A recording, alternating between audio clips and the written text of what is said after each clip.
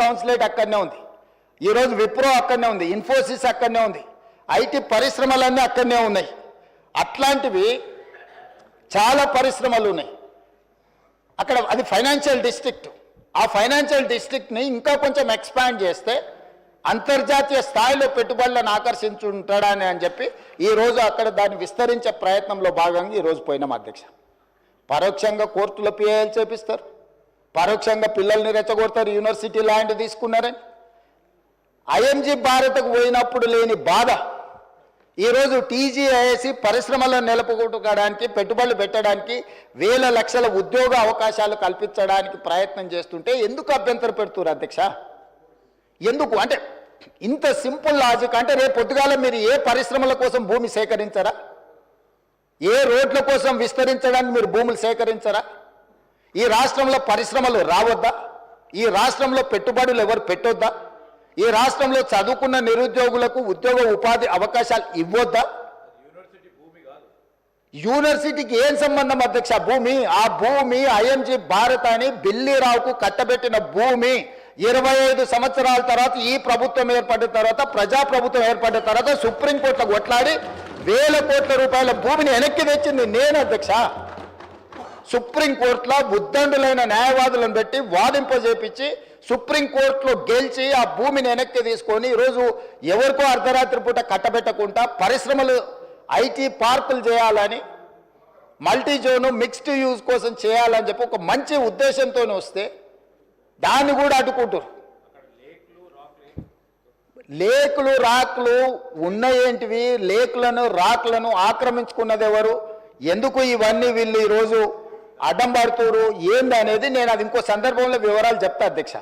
అదేవిధంగా అధ్యక్ష, హరీష్ రావు గారిని చూస్తే అప్పుడప్పుడు మళ్ళీ ఆయన నా పేరు తీసుకున్నాడు అంటారు. పేరు ఎందుకు తీసుకోవాల్సిందంటే నువ్వు నిన్న మాట్లాడిన దాని మీద వాళ్ళ పేరు తీసుకుంటున్నా. ఆమన్గల్ మా అత్తగారు ఊరు అంటే నేను అత్తగారు ఊరికి రోడ్డు వేసుకుంటున్నాను. అత్తగారు వాళ్ళ ఊరు వదిలి 5 దశాబ్దాలు అయింది అధ్యక్ష. అత్తగారు వాళ్ళ ఊరు వదిలేసి 5 దశాబ్దాలు అయింది.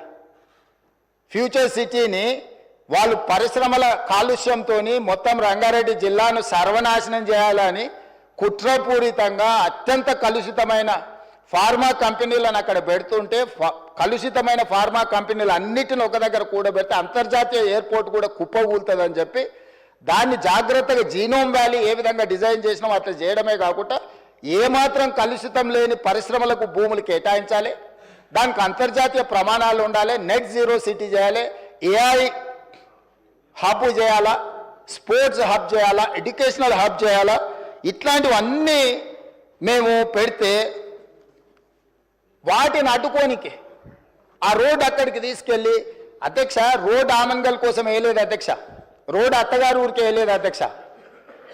మా అత్తగారు వాళ్ళు రోడ్డు కావాలంటే సొంత పైసలతోనే అంతకంటే పెద్ద రోడ్డు వేసుకున్నట్టు అంత శ్రీమంతులే అధ్యక్ష. వాళ్ళు ఏమంత పేదోళ్ళు కాదు. నేను రోడ్డు వేస్తే వాళ్ళు బాగుపడేటంత పరిస్థితి ఏం లేదు. మా అత్తగారు వాళ్ళు ఎవరో మీకు కూడా బాగా తెలుసు అధ్యక్ష. అధ్యక్ష ఔటర్ రింగ్ రోడ్ నుంచి రీజనల్ రింగ్ రోడ్ ఎక్కడైతే వస్తుందో ఈ రెండింటి మధ్యలో రేడియల్ రోడ్స్ ఒక్కటి కాదు అధ్యక్ష, 11 రోడ్లు డెవలప్ చేయాలని ఈరోజు ప్రతిపాదనలు తెచ్చినాము. ఇవాళ ఒక్కటే మేము అక్కడ కొంగర కళా నుంచి ఎగ్జిట్ రోడ్లో తీసుకొని ఫ్యూచర్ సిటీని టచ్ చేసుకుంటే 90 డిగ్రీస్ స్ట్రైట్గా తీసుకున్నాం. నేను స్ట్రైట్గా హరీష్ రావు గారిని నేను అడుగుతున్నా సూటిగా, ఇంకొక ఆయనకైతే సరే ఆయనకు నేను మాట్లాడేది అర్థమైతే అర్థం కాదో నాకు తెలియదు, కానీ వారు ఇక్కడనే ఉన్నారు కాబట్టి వారిని అడుగుతున్నా. ఈరోజు అభివృద్ధి వద్దా? రీజనల్ రింగ్ రోడ్డు నిర్మించాలన్నా వద్దా? రేడియల్ రోడ్స్ వేయాలన్నా వద్దా? ఫ్యూచర్ సిటీ కట్టాలన్నా వద్దా? మూసి రిజిన్యువేషన్ ప్రాజెక్టు, మూసి పునరుద్ధరణ ప్రాజెక్టును చేపట్టాలన్నా వద్దా? పరిశ్రమల కోసం భూములు సేకరించి పరిశ్రమలకు కేటాయించి తద్వారా పెట్టుబడులను ఆకర్షించి తద్వారా రాష్ట్రాన్ని అభివృద్ధి చేయాలన్నా వద్దా? 10 సంవత్సరాలు ప్రభుత్వాన్ని నడిపిన మీరు, 10 సంవత్సరాలు తెలంగాణను ప్రపంచానికి ఒక మోడల్గా డెవలప్ చేసిన మీరు ఎక్కడ కూడా భూమి సేకరించకుండానే మీరు చేసిండ్రా? ఈరోజు మీరు మల్లన్న సాగర్ బాధితులకు, మల్లన్న సాగర్ భూ నిర్వాసితులకు మీరు చేయాలంటున్నారు. మల్లన్న సాగర్ భూమి ఎవరు సేకరించారు అధ్యక్ష? అధ్యక్ష ఎవరి ఫామ్ హౌస్ దగ్గర ఈరోజు వారు అడిగితే నేను విచారణకు ఆదేశించడానికి సిద్ధంగా ఉన్నా అధ్యక్ష. కొండపోచమ్మ ప్రాజెక్టు నుంచి ఫామ్ హౌస్లకు డైరెక్ట్గా